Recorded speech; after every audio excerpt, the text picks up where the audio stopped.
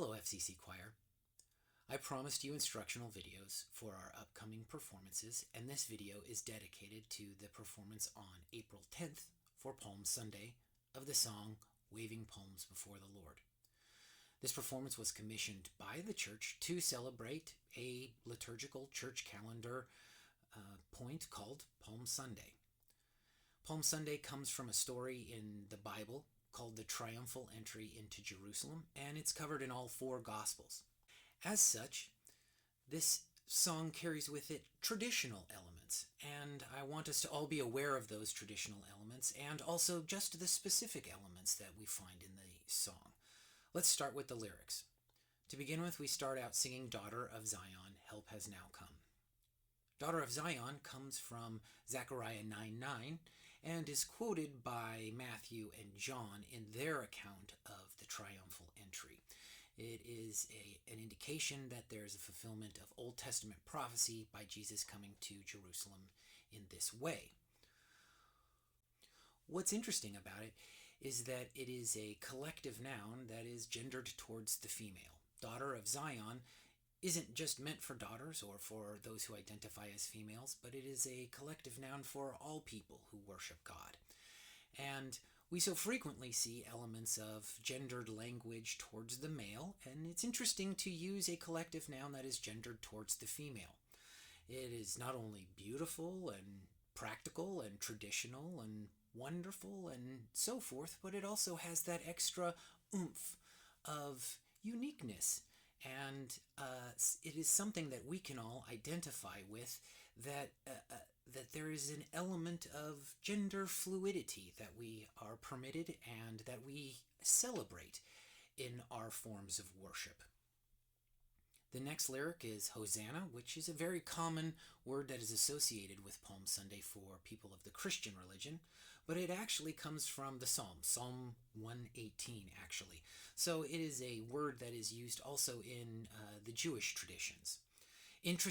What's interesting about this word is that at this story of the triumphal entry, we see an inflection point in the changing of meaning for it. The Old Testament Jews considered Hosanna sort of a plaintive cry out, help me, help me, help me. And what we see in this story of the triumphal entry is that it is an exclamation of joy. Oh, help has come, help has come. It's very interesting to see the difference just in emphasis of the word. You can say help, or you can say help. Help has arrived now. So we see an interesting element involved in the story for that. Finally, we have the lyric Waving Palms Before the Lord. Waving palms also goes back to the Old Testament. It's probably associated with the Feast of the Tabernacles most, so it is a traditional form of celebration. Very rustic, very folksy, very wonderful and beautiful. That is the whole of the lyrics that you are responsible to perform. As I said in the last practice, I expect all of us to be off book, which means to have this set of lyrics memorized. It is very brief, and I believe all of you are capable of doing such. Okay, that's enough about the lyrics. Let's move on to the genre and the theme of the song. This song was written with some very specific intentions in mind. It didn't just happen. It was crafted to be a certain sort of song. What sort of song?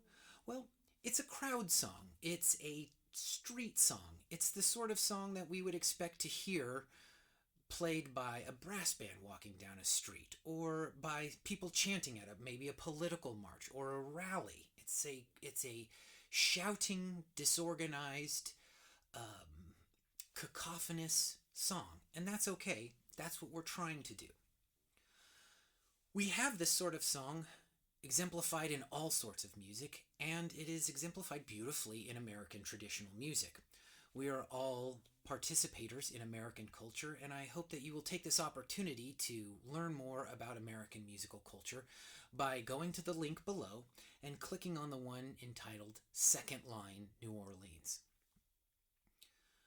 This is a type of music that's traditional in America, that takes place in the street, and that has a lot of the themes, elements, presentation that this song is seeking to tap into. I would encourage all of you to pause the video and click the link to watch this video. And I want you to watch it twice. Please first watch it with both your ears and your eyes open. Hear the noisiness, hear the lack of cohesion, hear the folksiness of it all. But also watch it again with your eyes. I want you to see the exuberance. I want you to see the low classedness. And I mean that only in a purely aesthetic and descriptive way, not in a moral way. This is a type of music that takes place out in a blacktop street. It takes place while the barbecue is fired up. It is open to all comers. And so it has a very rustic, traditional sense. So please watch that and then come back to watch the rest of this video. Okay, I hope you all saw that, enjoyed it, and I encourage you all to do some more investigation as we prepare for this performance on April 10th in music like Second Line New Orleans music, the street music, celebrations of Mardi Gras, etc., as we find them in our shared American traditional culture. Moving on with the themes of the song, it's supposed to be dirty and common and rough, and I want us to all embrace that as our performance. The next thing I would like you to look at is linked in the description of this video as well, and it is Gustave Doré's marvelous etching of Christ's triumphal entry into Jerusalem. Please take time to look at that and expand your mind as it relates to your performance in another visual way. I'd like you to see most specifically in this visual composition the elements of disorganization and of dirtiness and roughness, and even in a sense of brutalness. This is not a refined circumstance. This is not a story about something about a group of refined people in a lofty palace with clean linens. This is a dirty, grubby, street person sort of scenario, and we intend to bring that sort of sentiment to our performance. Which brings us to the other theme, which is this is meant to be an exuberantly sung piece. That's why I want you off book. I don't want anybody with their heads down, buried in, with their singing quietly and to the ground. I want us all to perform this exuberantly. This is not a difficult song to sing in that it has a broad range. It's actually got a very short range, small range. It doesn't have incredibly complicated phrases or anything like that. What I want you to practice on is not so much those phrases or hitting those pitches right, but hitting them in a certain way. And which way is that? In a way of outlandish exuberance. We are retelling this story. When Jesus came to the temple, it was an outlandish expression of celebration. And why do we know that? Well, let's continue with the story. In Luke's retelling of the story, Luke 19 that is, the Pharisees come to Jesus and they say essentially, these people should be ashamed of themselves. Tell them to keep it down. Quiet down. This is inappropriate behavior for people to have. And Jesus rebukes them and says, even if they were to be quiet, the stones would cry out. And what I want you to take from this is this principle. We shouldn't perform this with prudery and with insecurities. Your mission in all of this is to feel secure, to feel confident, to be exuberant to the extreme, beyond even what feels comfortable to you in the moment, because we're projecting a narrative story here. We are projecting that Christ does not reject this form of outlandish exuberance. Christ does not reject the dirtiness, the grubbiness, the commonness of it all. The Pharisees seek for him to reject it, and yet he does not. And that's the challenge to all of us as performers for this song.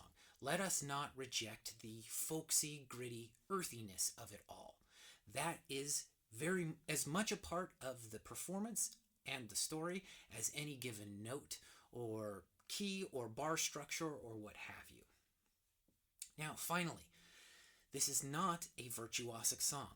I would much rather you listen to the video that has the song and practice it and feel comfortable. If you only remember palms before the Lord, you'll never go wrong in the whole song. You don't have to feel insecure about getting things right or getting things perfect. You will have a simple structure that's repeated, and you can always say, if ever I ever feel lost, if ever I ever feel insecure, all I have to remember is palms before the Lord. And that's something all of us can do, even if we're distracted by nerves or uncomfortable situations in the performance. Don't worry about virtuosity. Worry about being exuberant. Worry about bringing the celebration and helping the rest of the congregation to celebrate with you. Which is my final point in all of this.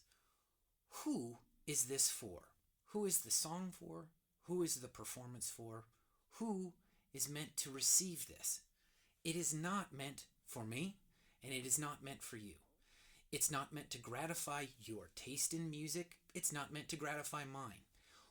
Who this is for the group as a whole. You have to look at this as your commission, your artistic challenge is to bring this to the crowd, to welcome the crowd in to participate.